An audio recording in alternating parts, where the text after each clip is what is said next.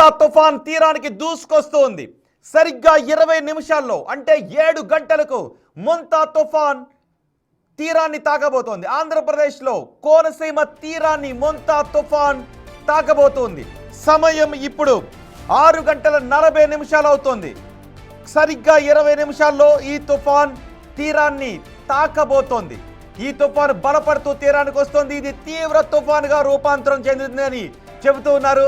ఈ సమయంలో భారీగా ఈదురు గాలులు వీయడంతో పాటు భారీ నుంచి అతి భారీ వర్షాలు కురిసే అవకాశం ఉంది. ఇప్పటికీ ఆంధ్రప్రదేశ్లో తీర ప్రాంతం అల్లకల్లోలంగా ఉంది. చూడండి ఒకసారి, తుఫాను తీరానికి చేరువయ్యే సమయంలో వీచిన గాలులు మీరు బిగ్ టీవీ స్క్రీన్ పైన చూడొచ్చు. విరిగిపోవటానికి అవకాశం ఉన్న కొన్ని చెట్లను ముందుగానే తొలగిస్తున్న దృశ్యాలు కూడా మీరు రెండో బాక్స్లో చూడొచ్చు. ఇప్పటికే రోడ్ల కడ్డంగా చాలా చోట్ల చెట్లు, కరెంటు స్తంభాలు నేరుకూలాయి. ముందు జాగ్రత్త చర్యలుగా విద్యుత్ సరఫరాను నిలుపుదల చేశారు.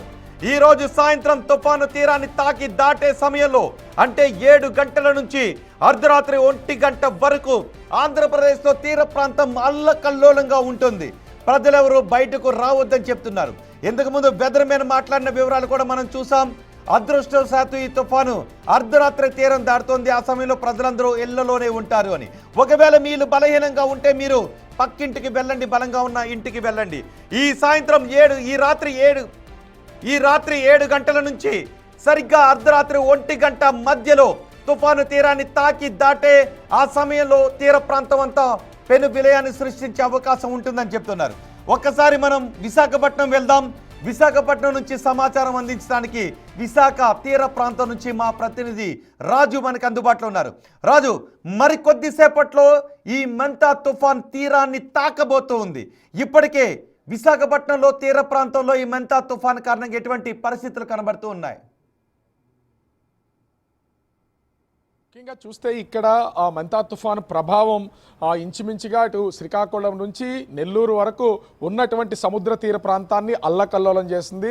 గడిచినటువంటి 2 రోజుల నుంచి కూడా విశాఖ మొత్తం అంతా కూడా అతలాకుతలమైనటువంటి పరిస్థితి అయితే ఉంది. ఎందుకంటే కంటిన్యూగా 2 రోజుల నుంచి ఎవరు బయటకు రాకుండా ఉండేంత వర్షం అయితే కురుస్తున్నటువంటిది. మధ్య మధ్యలో గ్యాప్ ఇచ్చినా కూడా చిన్న పనులు చేసుకోవడానికి ఎవరన్నా బయటకు వస్తే బయటకు వచ్చినటువంటి వాళ్ళు తడిచిలో ఇంటికి వెళ్లాల్సినటువంటి పరిస్థితి అయితే ఉంది. ఏ క్షణంలో ఈదురుగాలు వీస్తున్నాయో, ఏ క్షణంలో చెట్లు విరుగుతున్నాయో కూడా అర్థం కానటువంటి పరిస్థితి అయితే ఉంది. ఈ రోజు మొత్తం విశాఖ నగరం వ్యాప్తంగా 50 చెట్లకు పైన, భారీ చెట్లకు పైన నేలకూలినటువంటిది అయితే ఉంది. వాటన్నిటిని హుటాహుటిన తొలగిస్తూ ఉన్నారు. ఎన్నో కార్లు ధ్వంసమైనటువంటిది అయితే ఇప్పటి వరకు కనిపిస్తుంది. అయితే విశాఖ వాతావరణ కేంద్రం అధికారులు, ప్రస్తుతం నేను విశాఖ తీరం వాతావరణ కేంద్రం దగ్గరే ఉన్నాను. అధికారులు చెప్తున్న దాని ప్రకారం మరొక అరగంట సేపట్లో తీరానికి అత్యంత సమీపంలో ఈ తుఫాన్ అయితే వచ్చి చేరుతుంది. ఇప్పటికీ అటు మచిలీపట్నానికి 50 కిలోమీటర్ల దూరంలో ఇదైతే ఉన్నటువంటి పరిస్థితి అయితే ఉంది. 120 కిలోమీటర్ల దూరంలో కాకినాడ తీరానికి, 210 కిలోమీటర్ల దూరంలో అటు విశాఖపట్నానికి ఉన్నటువంటి పరిస్థితి అయితే ఉంది. అంటే ఈ నేపథ్యంలో చూస్తే కదలికను బట్టి మరొక 3:30 నుంచి 4 గంటల సమయంలో ఇది కాకినాడ జిల్లా తీరంలో ఇదైతే తీరాన్ని తాకే అవకాశం ఉంది. తీరం దాటిన తర్వాత విశాఖ వాతావరణ కేంద్ర అధికారుల అంచనాల ప్రకారం ఒక ప్రళయం సృష్టించబోతుంది అనేది చెప్తున్నటువంటి పరిస్థితి అయితే ఉంది. ముఖ్యంగా తీరాన్ని తాకిన దగ్గర నుంచి మరొక 3 గంటల సేపు దీని ప్రభావం ఉంటుంది అని చెప్తున్నారు. రాజు, మీరు కొద్దిసేపు అందుబాటులోనే ఉండండి. ఒకసారి నేను మీ దగ్గరికి వస్తాను. మలికిపురం వెళ్దాం. మలికిపురం